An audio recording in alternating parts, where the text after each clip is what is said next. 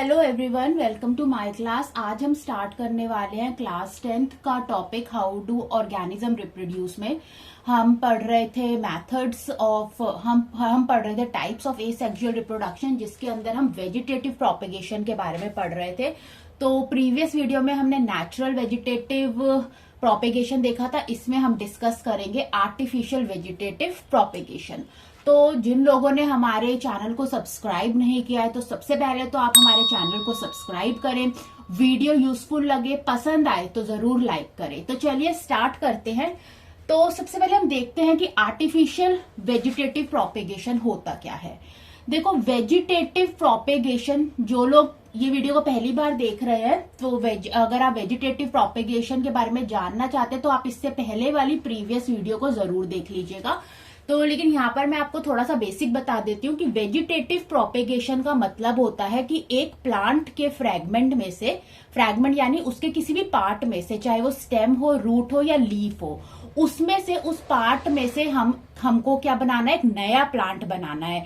तो इस मेथड में सीड्स की जरूरत, फ्लावर्स की जरूरत नहीं पड़ती, क्योंकि ये एसेक्सुअल मेथड है रिप्रोडक्शन का। और इसके अंदर जो भी एक नया प्लांट बनेगा वो किसके आइडेंटिकल होगा, जेनेटिकली पेरेंट प्लांट जो है उसके क्या होगा, आइडेंटिकल होगा, वो एग्जैक्टली सिमिलर होगा पेरेंट प्लांट से।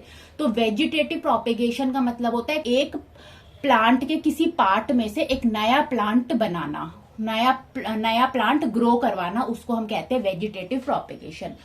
अब आर्टिफिशियल वेजिटेटिव प्रोपेगेशन का मतलब यह है कि इसके अंदर ह्यूमन इंटरफेरेंस होती है, यानी इसके अंदर मैन मेड स्पेशल टेक्निक्स को यूज किया जाता है और एक प्लांट की फ्रैगमेंट में से एक न्यू प्लांट क्या किया जाता है, ग्रो किया जाता है।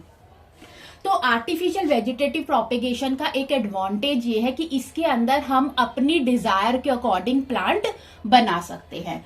तो आर्टिफिशियल वेजिटेटिव प्रोपेगेशन के 4 तरीके होते हैं। पहला होता है cutting, layering, grafting and tissue culture. यही 4 हमने यहाँ पर पढ़ने हैं। तो मैं सबसे पहले कटिंग से स्टार्ट करती हूँ। कटिंग क्या होती है कि कटिंग वो प्रोसेस होता है जिसके अंदर हम, जो हमारा प्लांट है, ठीक है, उसकी एक सेगमेंट कट करते हैं। तो अब ये सेगमेंट किसकी होती है, रूट की सेगमेंट भी हो सकती है, स्टेम की भी हो सकती है और लीफ की सेगमेंट भी हो सकती है। और इसको सॉइल में क्या करते हैं, प्लांट कर देते हैं। कुछ टाइम बाद क्या होता है कि इन पार्ट्स जो हमने सॉइल में दबाए हैं, चाहे वो रूट का पार्ट है या स्टेम है या लीफ है, उसके अंदर से एडवेंटिशियस उनके अंदर से एडवेंटिशियस रूट्स डेवलप हो जाती है और उसके बाद शूट डेवलप हो जाती है, यानी एक न्यू प्लांट जो होता है उस कट पार्ट में से क्या हो जाता है, डेवलप हो जाता है। अब ये जो कटिंग होती है, ये स्टेम कटिंग होती है, रूट कटिंग होती है और लीफ कटिंग होती है। तो 3 तरीके की कटिंग होती है। तो सबसे पहले हम स्टार्ट करते हैं स्टेम कटिंग से। स्टेम कटिंग में क्या होता है कि हम इसके अंदर क्या करते हैं कि हम जो प्लांट की जो स्टेम होती है, हम उसको क्या करेंगे, कट करेंगे।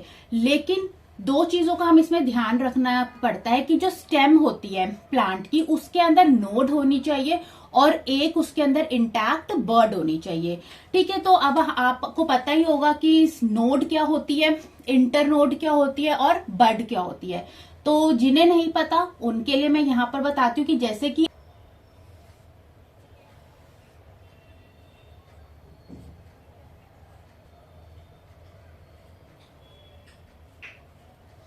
ठीक है, जैसे कि ये एक स्टेम है, ठीक है।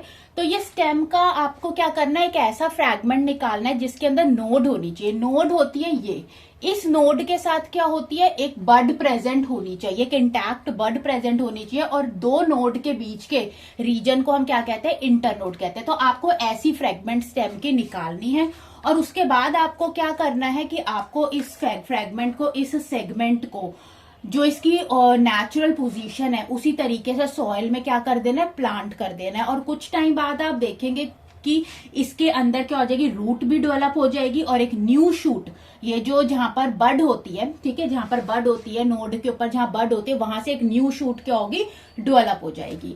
ठीक है, तो ये होती है स्टेम कटिंग। स्टेम कटिंग के अंदर जो भी हमारा प्लांट बनता है, क्योंकि एसेक्सुअल मेथड है तो वो एग्जैक्टली सिमिलर होता है पेरेंट प्लांट से। इसके अंदर जो हम स्टेम कटिंग के थ्रू जो हम प्लांट्स को रिप्रोड्यूस कर पाते हैं वो होता है रोज। आप रोज की अगर आप स्टेम कट करके लगाएंगे सॉइल में तो एक न्यू प्लांट ग्रो कर जाएगा। बोगनविलिया होता है, ग्रेप होता है और क्राइसैंथेमम होता है। नेक्स्ट अब हम देखते हैं जो सेकंड कटिंग में हम देखते हैं रूट कटिंग। रूट कटिंग में क्या होता है कि हम एक रूट का सेगमेंट कट करते हैं जो 20 to 30 सेंटीमीटर लॉन्ग होना चाहिए, और आप इस सेगमेंट को क्या करेंगे, मिट्टी में अगर आप दबा देंगे तो क्या होगा कि जैसे ये एक सेगमेंट है, अगर एक ये रूट का सेगमेंट है, तो कुछ टाइम बाद क्या होगा, आपने इसे मिट्टी में दबा दिया तो यहाँ पर क्या होगी, एडवेंटेशियस रूट्स क्या हो जाएंगी, डेवलप हो जाएगी, और ऊपर की तरफ क्या हो जाएगी, शूट डेवलप हो जाएगी, यानी एक न्यू प्लांट क्या हो जाएगा, फॉर्म हो जाएगा। तो रूट कटिंग के थ्रू आप क्या क्या ग्रो कर सकते हैं, फिग हो गया, आप लेमन में रूट कटिंग कर सकते हो। थर्ड जो आ जाता है that is leaf cutting. Leaf cutting में आप क्या करते हो कि आपने लीफ लिया, एक प्लांट का लीफ लिया और उसको क्या कर लिया, ट्रांसवर्सली 2 या 2 से ज्यादा हिस्सों में कट कर लिया, यानी कि अगर आपका ये लीफ है तो आप इसको क्या करोगे, ट्रांसवर्सली इस तरीके से क्या कर लोगे, कट कर लोगे। अब आप इनके पीसेस को, ये जो आपने पीसेस लिए, इनको वर्टिकली सीधा खड़े खड़े, ठीक है, आप इनको क्या करोगे, सॉइल के अंदर क्या कर दोगे, प्लांट कर दोगे, और उसके बाद हम थोड़े टाइम बाद देखेंगे कि वहां से एक न्यू रूट डेवलप हो जाएगी और शूट डेवलप हो जाएगी, यानी एक न्यू प्लांट क्या हो जाएगा, डेवलप हो जाएगा। ये आपको स्नेक प्लांट इसके एग्जाम्पल होते हैं, इसमें आपको ये लीफ कटिंग जो होती है देखने को मिलती है।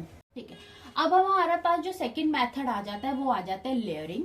लेयरिंग मेथड के अंदर हम क्या करते हैं कि सबसे पहले ये उन प्लांट्स के लिए यूज होता है जिनकी स्टेम्स जो होती है ना वो जमीन के पास होती है, ठीक है, क्योंकि इस मेथड में हम क्या करते हैं कि सपोज ये हमारा पेरेंट प्लांट है, इस पेरेंट प्लांट की हम वो वाली स्टेम लेंगे जो कि क्या है, जमीन के क्या है, बहुत ज्यादा पास है, सॉइल के बहुत ज्यादा पास है। हम क्या करेंगे कि इस स्टेम को मिडल से, भाई जितना हिस्सा उसका जमीन से टच हो सकता है ना, तो उस हिस्से को हम डिफोलिएटेड कर देंगे। डिफोलिएटेड मतलब उसके सारे जो लीव्स वगैरह हम सबसे पहले उसको साफ कर देंगे। फिर हम उस पार्ट को क्या करेंगे कि उस स्टेम को हम बेंड करके जमीन के अंदर क्या करेंगे, दबा देंगे, इस तरीके से बेंड करके जमीन के अंदर दबा देंगे। तो ऐसा करने से क्या होगा कि ये जो स्टेम है इस प्लांट की वो जमीन के अंदर भी दब जाएगी और पेरेंट प्लांट के साथ भी क्या रहेगी, अटैच रहेगी। ठीक है, तो पेरेंट प्लांट के साथ अटैच रहने का कारण हमने उसको इसलिए नहीं हटाया ताकि उसको पेरेंट प्लांट से क्या मिल सके, पूरा न्यूट्रिशन मिल सके। कुछ टाइम बाद क्या होगा धीरे धीरे कि इसके अंदर क्या होगी, यहाँ पर जो हिस्सा हमने इसका मिट्टी में दबाया है, इस दबे हुए हिस्से को जो मिट्टी के अंदर दबा हुआ है, इस हिस्से को हम क्या कहते हैं, लेयरिंग कहते हैं। ठीक है, अब होगा क्या कि इस हिस्से को जो मिट्टी के अंदर दबा हुआ है वहां से एडवेंटिशियस रूट्स क्या हो जाएंगी, डेवलप हो जाएंगी। जब जैसे ही एडवेंटिशियस रूट्स डेवलप हो गई, यानी इस हिस्से को अब अपना न्यूट्रिशन क्या है, खुद से मिल सकता है। ये जब इसे न्यूट्रिशन खुद से मिलना शुरू हो जाएगा तो यहाँ पर क्या हो जाएगा, एक न्यू प्लांट क्या हो जाएगा, ग्रो हो जाएगा, और उसके बाद हम इस हिस्से को मेन प्लांट से क्या करेंगे, अलग कर देंगे। हमने इस हिस्से को क्या करा, मेन प्लांट से अलग कर दिया, और अब ये एक सेपरेट न्यू इंडिपेंडेंट प्लांट क्या करेगा, ग्रो करेगा। तो इस मेथड को हम क्या कहते हैं, जिसके अंदर हम स्टेम को बरिड करते हैं सॉइल के अंदर, और वो स्टेम स्टार्टिंग में अपने पेरेंट प्लांट के साथ क्या रहती है, अटैच ही रहती है, ताकि उसे पूरा न्यूट्रिशन मिल सके।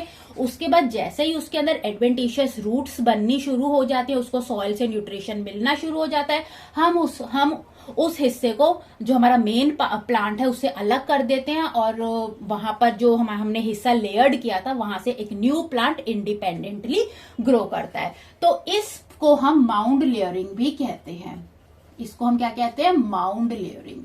इसको हम माउंड लेयरिंग भी कहते हैं। और माउंड लेयरिंग किन प्लांट्स के लिए होती है, जिनकी स्टेम्स इजीली ग्राउंड के साथ क्या हो सकती है, बेंड हो सकती है। इसके एग्जांपल्स है माउंड लेयरिंग में जैस्मीन है और ग्रेप वाइन है। ठीक है, नेक्स्ट मेथड अब हम देखते हैं ग्राफ्टिंग। ओके, अब हम अपना थर्ड मेथड देख लेते हैं, वो है ग्राफ्टिंग। अब देखो ग्राफ्टिंग में क्या होता है, ग्राफ्टिंग में हम क्या करते हैं कि हम 2 डिफरेंट प्लांट्स की क्या लेते हैं, स्टेम्स लेते हैं। मतलब हमें जो अपने हिसाब से जो हमारे डिजायर्ड कैरेक्टरिस्टिक है, जो हम अपने प्लांट्स में चाहते हैं, तो उनको देखते हुए हम 2 अलग अलग प्लांट्स की स्टेम क्या करते हैं, सेलेक्ट करते हैं, उनको कट करते हैं। तो इस प्रोसेस के अंदर हम स्टेम्स कैसी लेते हैं, दो अलग अलग प्लांट्स की क्या लेते हैं, स्टेम लेते हैं और उनको कट करते हैं, ठीक है। और वो स्टेम हम कैसे सेलेक्ट करते हैं, अपने हिसाब से, अपना जिस हिसाब से हमें हमारा प्लांट चाहिए, जो जो हमें हमारे डिजायर्ड कैरेक्टरिस्टिक चाहिए उस प्लांट में, उसके अकॉर्डिंग हम यहाँ पर स्टेम लेते हैं। अब इसके अंदर क्या होता है कि एक स्टेम ऐसी होती है जिसके पास रूट होता है और एक स्टेम होती है जो कि विदाउट रूट होती है। तो दो स्टेम्स होती है, एक विदाउट रूट्स और एक विद रूट्स, ठीक है। तो अब वो वाली स्टेम जिसके पास रूट है उस स्टेम को हम क्या कहते हैं, स्टॉक कहते हैं। जैसे कि आप यहाँ डायग्राम देख सकते हैं, ये जो नीचे वाली जो स्टेम है, इस स्टेम के पास क्या है, रूट्स हैं, इसको हम क्या कहते हैं, स्टॉक कहते हैं। और वो वाली स्टेम जो कि विदाउट रूट होती है, ठीक है, जिसके पास रूट नहीं होती, उसको हम स्कायन कहते हैं। तो ये ऊपर वाली स्टेम है, इसके पास रूट नहीं है, इसको हम क्या कहते हैं, स्कायन कहते हैं। इन दोनों ही स्टेम में आप देख सकते हो कि हमें इसको इस तरीके से कट करना है। कैसे, जो स्लैंटिंगली हम इसे क्या करेंगे, कट करेंगे। तो कट कैसा लगाना है, इस तरीके के कट से हम इसे इस तरीके का कट इन दोनों ही स्टेम्स में हम क्या करेंगे, देंगे, ठीक है। अब यहाँ पर ये जो स्कायन होता है, जनरली ये वाली जो हम स्टेम लेते हैं, ठीक है, ये बहुत अच्छे डिजायर्ड कैरेक्टरिस्टिक्स की स्टेम होती है, ठीक है, एज कंपेयर टू स्टॉक। अब करना क्या होता है कि हमें स्कायन को स्टॉक पे क्या करना है, प्लेस करना है, ठीक है। क्यों, क्योंकि इन दोनों पर ही कैसे कट लगा है, स्लैंटिंगली हमने इन दोनों ही स्टेम्स को कट किया है और उसके बाद स्कायन को हमने स्टॉक के ऊपर क्या रख दिया, प्लेस्ड कर दिया, जोड़ दिया है। अब ये दोनों चीजें जुड़ेंगी कैसे, आपको इन दोनों को फिक्स करना है। या तो आप इसमें पीस ऑफ क्लॉथ भी यूज कर सकते हो या फिर पॉलिथीन शीट भी आप इसमें यूज कर सकते हो। तो यहाँ पर जैसे पीस ऑफ क्लॉथ से हमने इसे क्या कर दिया है, ज्वाइन कर दिया है। तो अगर हमारी ग्राफ्टिंग अच्छी हुई है, सक्सेसफुल हुई है, तो कुछ टाइम बाद क्या होगा कि ये जो स्कायन होगा, जो ऊपर वाला पार्ट है स्टेम का, ठीक है, उसमें लीव्स और ब्रांचेस आने शुरू हो जाएंगे, ठीक है। तो ये जो ग्राफ्टिंग प्रोसेस है, ये आपको किन किन में देखने को मिलता है, मैंगो हो गया, पीच हो गया, गुआवा हो गया, इसके अंदर हम कर सकते हैं। एक चीज तो जो भी स्कायन पे जो भी लीव्स आएंगी या बाद में जब भी फ्लावर्स आएंगे, तो वो फ्लावर्स कैसे होंगे, हमारे डिजायर्ड कैरेक्टरिस्टिक के फ्लावर्स या फ्रूट्स उसके अंदर बाद में जाकर आएंगे, ठीक है। तो ये मेथड था ग्राफ्टिंग का। तो ग्राफ्टिंग में दो ही तरीके की स्टेम लेते हैं, एक स्कायन और एक स्टॉक। स्टॉक के पास रूट्स होती है लेकिन स्कायन के पास रूट्स नहीं होती है। हमें इन दोनों स्टेम्स को स्लैंटिंगली क्या करना होता है, कट करना होता है और इन दोनों को आपस में क्या करना होता है, फिक्स करना होता है with the help of piece of cloth और with the help of polythene sheet. तो कुछ टाइम बाद क्या होता है, जो स्कायन होता है उसके अंदर लीव्स एंड ब्रांचेस आ जाती हैं, अगर हमारी ग्राफ्टिंग सक्सेसफुल होती है तो। और हमें जो भी हमने डिजायर्ड कैरेक्टरिस्टिक हम अपने प्लांट में चाहते थे, वैसे ही हमें फ्रूट और फ्लावर इसके अंदर मिलता है। अब इसका जो लास्ट एक जो टॉपिक है, artificial vegetative propagation, that is tissue culture, वो मैं एक सेपरेट वीडियो में कवर करूंगी। इसके बाद अब हम देख लेते हैं वेजिटेटिव प्रोपेगेशन के एडवांटेजेस। ओके, नेक्स्ट अब हम देखते हैं एडवांटेजेस ऑफ वेजिटेटिव प्रोपेगेशन। इस मेथड के क्या क्या एडवांटेजेस है। अब हमें पता है कि ये एक एसेक्सुअल मेथड है रिप्रोडक्शन का, इसीलिए सबसे पहले क्या होता है कि जो भी प्लांट, जो भी हमारा पेरेंट प्लांट है, हम उसी की फ्रैगमेंट को कट करके उसी से एक न्यू प्लांट डेवलप कर रहे हैं। तो यानी जो हमारा न्यू प्लांट बना है उसके अंदर जो कैरेक्टर्स हैं, ठीक है, वो क्या किसके सिमिलर है, पेरेंट प्लांट के सिमिलर है। यानी जो हमारा नया प्लांट बना है उसके अंदर कोई भी जेनेटिक चेंजेस नहीं आए हैं। तो ये मेथड क्या करता है, ये प्रिजर्व करता है सारे कैरेक्टर्स प्लांट में थ्रू सक्सेसिव जनरेशन। यानी एक प्लांट के जो भी कैरेक्टर्स है वो एज इट इज सेम कहाँ चले जाएंगे, उसके ऑफस्प्रिंग में चले जाएंगे। तो उस प्लांट के कैरेक्टर्स उसकी आगे आने वाली जनरेशंस में क्या रहेंगे, प्रिजर्व रहेंगे। क्यों, क्योंकि जो पेरेंट प्लांट होता है उससे जो हमने एक नया, उसकी फ्रैगमेंट से जो एक नया प्लांट बना है वो उसका क्या है, क्लोन है, ठीक है, क्योंकि वो जेनेटिकली क्या है, सिमिलर है। इसीलिए जो पेरेंट प्लांट के जो भी कैरेक्टर्स हैं वो उसके आगे आने वाली जनरेशन में क्या रहेंगे, प्रिजर्व रहेंगे। ये बहुत ही चीपर मेथड है, इजियर मेथड है और बहुत रैपिड मेथड है प्लांट को रिप्रोड्यूस करवाने का, प्लांट को प्रोपेगेट करवाने का। तो अगर हमारे पेरेंट प्लांट में कुछ पॉजिटिव फीचर्स हैं तो वो फीचर्स एज इट इज कहां पर चले जाएंगे, कहां पास हो जाएंगे, ऑफस्प्रिंग में क्या हो जाएंगे, पास हो जाएंगे। तो ये कुछ एडवांटेजेस होते हैं वेजिटेटिव प्रोपेगेशन के। ओके, नेक्स्ट अब हम देखते हैं डिसएडवांटेजेस ऑफ वेजिटेटिव प्रोपेगेशन। तो सबसे पहले क्या होता है कि little chances of new variety arising, क्योंकि जो भी हमारे ऑफस्प्रिंग्स बनते हैं वो क्या होते हैं, जेनेटिकली सिमिलर होते हैं टू देयर पेरेंट प्लांट, इसीलिए वेरिएशन उसमें नहीं आता है। क्योंकि जो भी हमारे ऑफस्प्रिंग है, जो न्यू प्लांट बन रहा है पुराने पेरेंट प्लांट से, क्योंकि ये एसेक्सुअल मेथड है तो उसके अंदर कोई भी वेरिएशन नहीं है, ठीक है। तो कोई भी जेनेटिक वेरिएशन यहाँ पर नहीं होता। तो वो एग्जैक्टली जो ऑफस्प्रिंग होते हैं वो उनको हम क्या कहते हैं, क्लोन कहते हैं। सेकंड आता है स्किल्ड लेबर रिक्वायर्ड। अब इस प्रोपेगेशन को करने के लिए हमें गुड साइंटिफिक या स्किल्ड लेबर की क्या होती है, जरूरत होती है। थर्ड ये होता है कि हर प्लांट को हमें इंडिविजुअली क्या करना पड़ता है, प्रोपेगेट करना पड़ता है, तो ये थोड़ा टाइम कंज्यूमिंग हो सकता है। और फोर्थ ये होता है कि अगर पेरेंट प्लांट में कोई भी डिसीज है तो वो कहाँ पास हो जाएगी, न्यू प्लांट के अंदर क्या हो सकती है, पास हो सकती है। तो ये कुछ डिसएडवांटेजेस आते हैं वेजिटेटिव प्रोपेगेशन के।